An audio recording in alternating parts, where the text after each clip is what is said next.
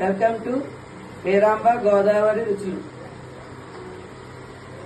శుభ్రంగా కడుక్కుని నీళ్ళు లేకుండా ఉప్పు పసుపు వేసి పొయ్యి మగ్గనివ్వాలి. నీళ్ళు ఎగిరిపెట్టేసి నూనెలో ఆయిల్లో వేసి బాగా కొంచెం దోరగా వేపాలి. ఉల్లిపాయ ముద్ద ఒక పావు కేజీకి 2 కేజీల చికెన్కి పావు కేజీ ఉల్లిపాయ, గరం మసాలా 2 చెంచాలు అల్లం పేస్టు, చిటికెడు పసుపు, తగినంత ఉప్పు వేసి ఎరగా వేపాలి. బాగా ఏగాక కారం వేసి దింపుకోవాలి. కరివేపాకు కారం వేసి దింపుకోవాలి. ఇష్టమైతే చికెన్ మసాలా ప్యాకెట్ పొడి కూడా వేసుకోవచ్చు. గరం మసాలా వేసుకుంటే చికెన్ మసాలా ప్యాకెట్ అక్కర్లేదు. నేను గరం మసాలా వేసాను. ఎదగా ఏగాక బాగా ఏగాక మగ్గాక ఉల్లిపాయ ముద్ద పచ్చివాసన పోయే వరకు వేపాలి.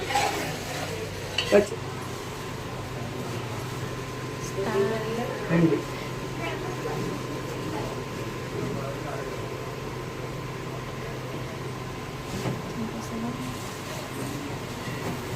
2 కేజీల చికెన్ కా 2 కేజీల చికెన్ 4 కేజీ ఎంత 4 ఎంత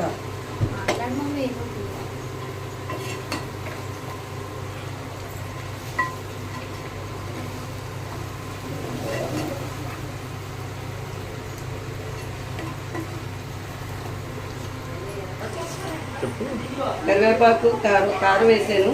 కరివేపాకు వేసి ఒకసారి తిప్పుకోవాలి. చికెన్లో కొత్తిమీర కన్నా కరివేపాకు వేసుకుంటేనే విశ్వాసం రాదు.